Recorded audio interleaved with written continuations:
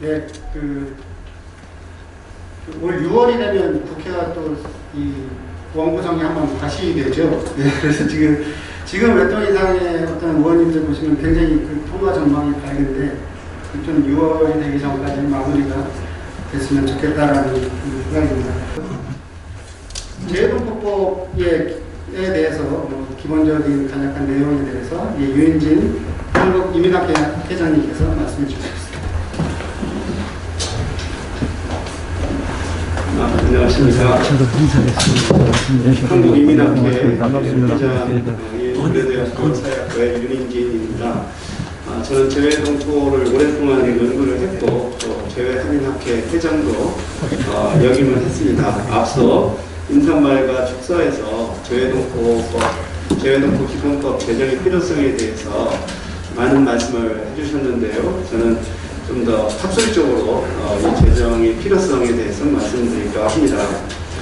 재외동포에 관한 현행 법률로는 법무부의 재외동포의 출입국 및 법적 지위에 관한 법률, 외교부의 재외동포 재단법, 고려인동포 합법적 체류 자격 취득 및 정착 지원을 위한 특별법 등이 있습니다. 위의 법률들은 특별법의 성격을 갖고 있어서 정책 대상과 수준이 제한적인 한계를 가지고 있습니다. 현재 750만 명에 달하는 전 세계 재외동포의 생활 세계와 모국과의 유대 관계는 위의 법률들이 제정됐을 당시와 비교해서 더욱 복잡하고 광범위해졌습니다. 이제는 세부 특별법들을 총괄하는 기본법을 제정해서 해외와 국내에 거주하는 재외동포를 종합적이고 효율적으로 지원하는 법적 체계를 마련해야 할 때입니다. 재외동포 관련 현행 법률에서 보호와 지원에 사각지대에 놓인 사람들이 국내에 거주하는 재외동포들입니다.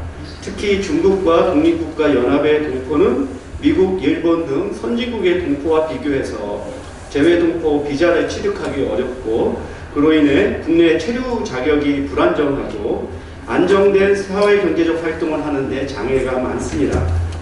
지금까지 정부의 재외동포 정책은 재외동포가 해외 거주국에서 모범적인 시민으로 성장하는 데 초점을 두었기 때문에 국내로 귀환한 재외동포의 정책과 사회통합을 지원하는 데 큰 관심을 두지 않았습니다.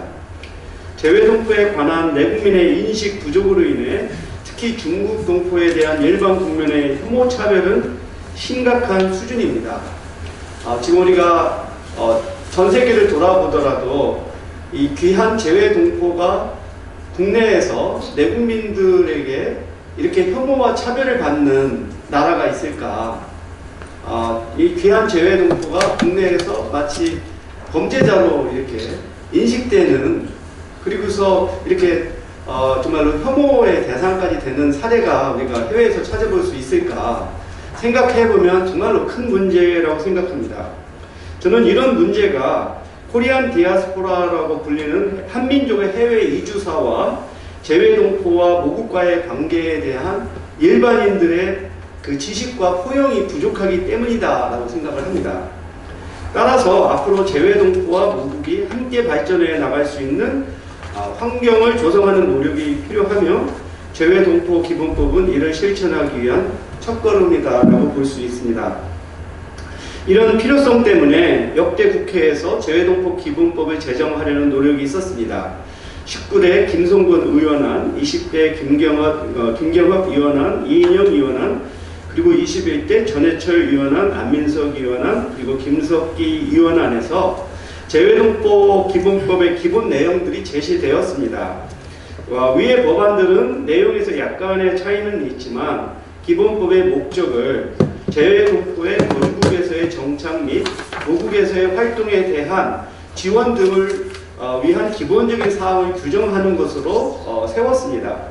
그리고 재외동포 청구와 같은 전담기구를 설립하는 방안, 재외동포 정책위원회를 내실화하는 방안, 3년 또는 5년마다 정기적으로 재외동포 정책 기본계획을 수립하는 방안들이 포함되어 있습니다. 저는 작년에 한국이민학회와 그리고 이민정책연구원이 함께 제4차 외국인 정책 기본 계획을 수립하는 연구를 진행을 했습니다. 그래서 연구 보고서가 뭐 이 정도의 분량일 만큼 정말로 이민 정책을 둘러싼 국내외의 환경 변화를 우리가 분석을 하고 앞으로 5년간 어떤 방식으로 이민 정책을 우리가 추진할 것인가를 30여 명이 넘는 전문가들이 함께 모아서 그것을 그 외국인 정책 기본 계획을 수립을 했습니다. 저는 그와 같은 방식으로 이제는 재외동포 정책 기본 계획도 우리가 이렇게 체계적으로 수립하는 그런 노력이 필요하다고 생각합니다. 재외동포는 대한민국이 지속가능한 발전을 하는데 크게 기여할 수 있는 인적 자원입니다. 또한 대한민국이 국제사회에서 리더십을 발휘해야 하는 선도국가로 성장하는 것을 돕는 조력자입니다. 앞으로 더 큰 대한민국이 되기 위해서는 우리의 영토를 한반도에 가두는 것이 아니라 한민족이 있는 모든 곳이 우리의 영토가 되는 문화 영토의 개념을 우리가 가져야 할 때라고 생각합니다. 이런 취지에서 재외동포와 모국과의 관계를 더욱 포용적이고 종합적으로 정립하고 해외와 국내에 있는 재외동포를 차별 없이 평등하게 대우하고 재외동포와 대한민국이 상생 발전하는 환경을 조성하기 위한 방안들을 재외동포 기본법에 담아야 한다라고 생각을 합니다. 이것으로 마치겠습니다. 감사합니다.